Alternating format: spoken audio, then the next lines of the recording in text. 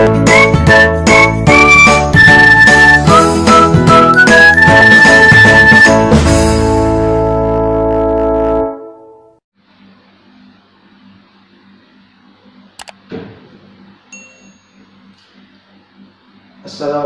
warahmatullahi wabarakatuh. Hai guys, kembali lagi dengan saya di channel kita Pada TV Daily Life. Jadi sekali lagi saya informasikan kepada kalian semua. Jadi bagi kalian yang belum mengikuti giveaway yang saya adakan, segera mengikuti giveaway tersebut karena masih ada kesempatan dan masih ada peluang untuk menang bagi kalian semua. Dan pengumuman pemenang giveaway yang saya adakan akan saya umumkan pada saat tanggal 17 bulan Januari 2021, yang videonya nanti akan saya upload pada saat malam hari.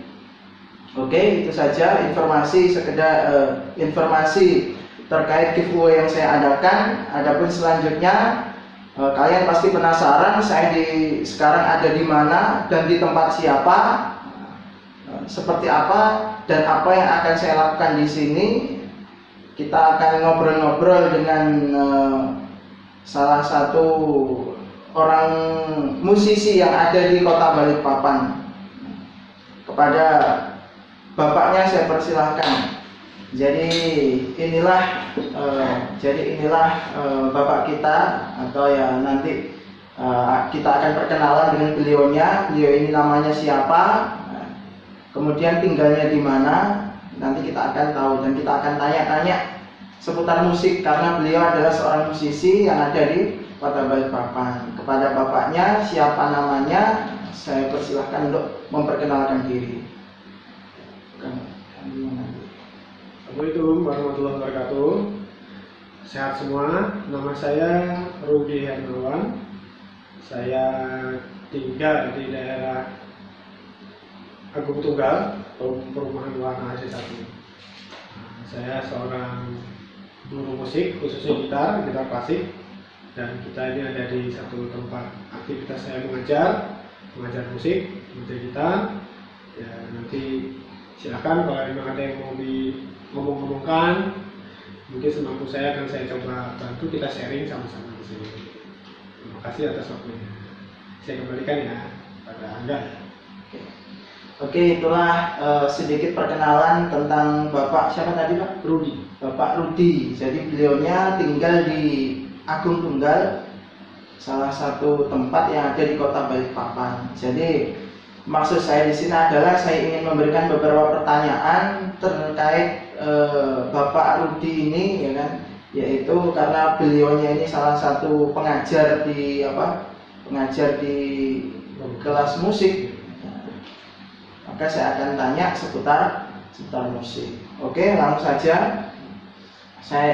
Saya mau tanya kepada Bapak Rudi, sejak kapan rumah musik ini berdiri? Silahkan jawab Pak.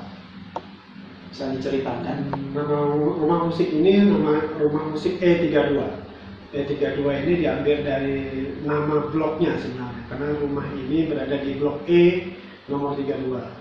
Jadi istri saya yang memberikan nama, kita sebutnya rumah musik E32. Berdiri sejak November tahun 2017.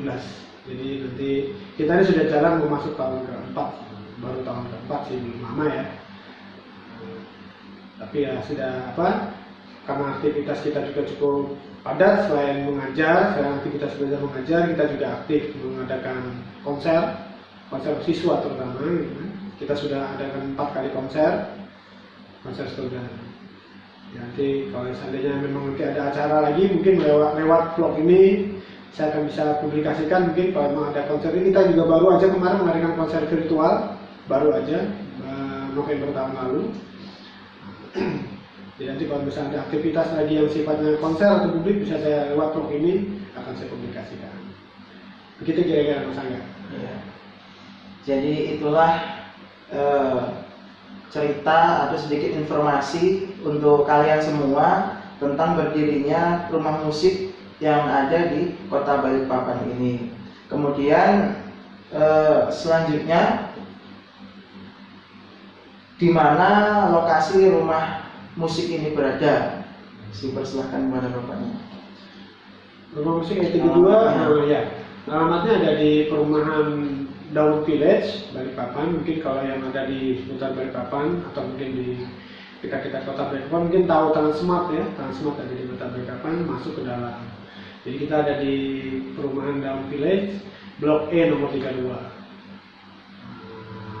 Posisinya sih dekat-dekat, kalau misalnya daerah Balikpapan Baru mungkin lebih gampang ya. Yang kalau biasa lewat Balikpapan Baru, lampu merah menuju ke arah kiri, nanti di situ ada lambang daun, nah itu lambang Daun Village, masuk aja ke dalam, di belakang Transmart masuk ke dalam.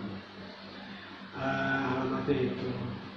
Di Balikpapan sendiri sebenarnya banyak sekolah musik sih ya, sebenarnya bukan cuma rumah musik E32. Setidaknya mungkin ada 5 atau 6 sekolah musik.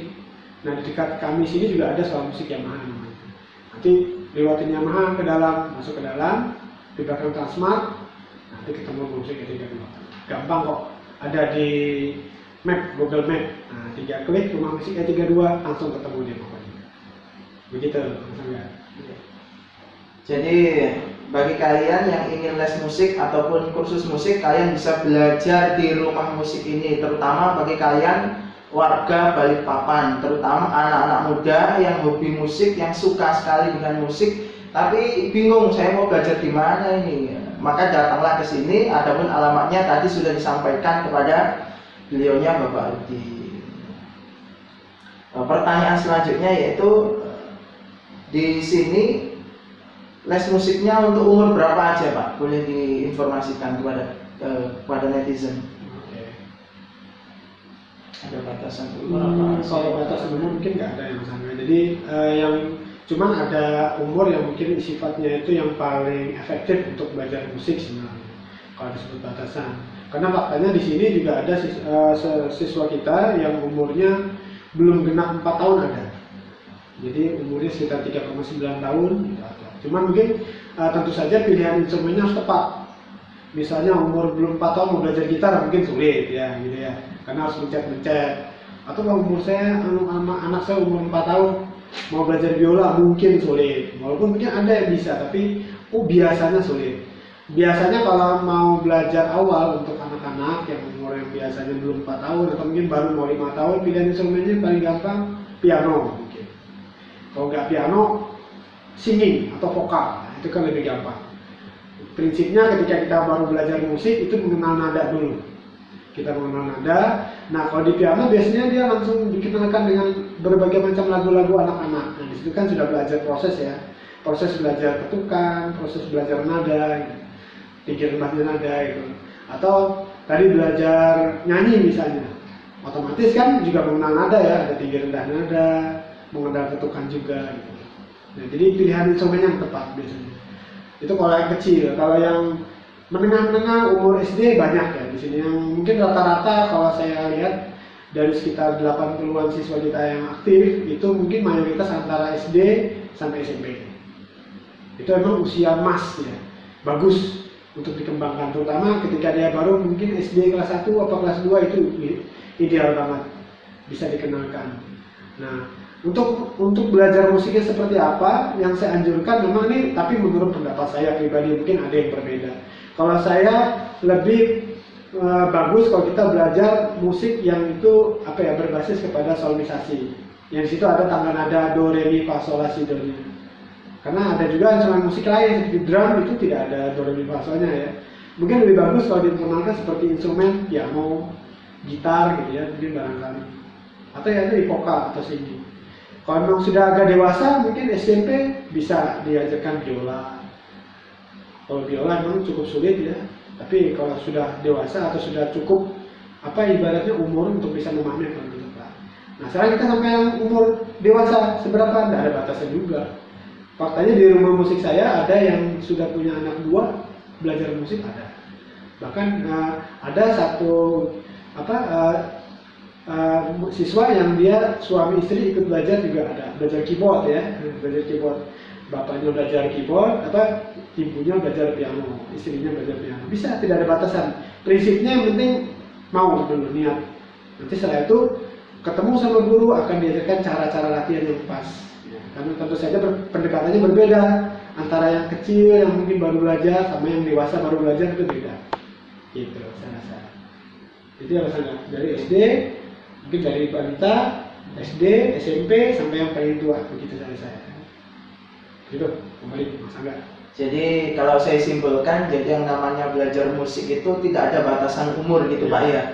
Jadi siapapun yang ingin itu dipersilahkan, baik itu masih anak-anak, remaja ataupun ya sudah dewasa sekalipun, kalau punya keinginan dan punya tekad, saya yakin semuanya akan bisa. Jadi itu.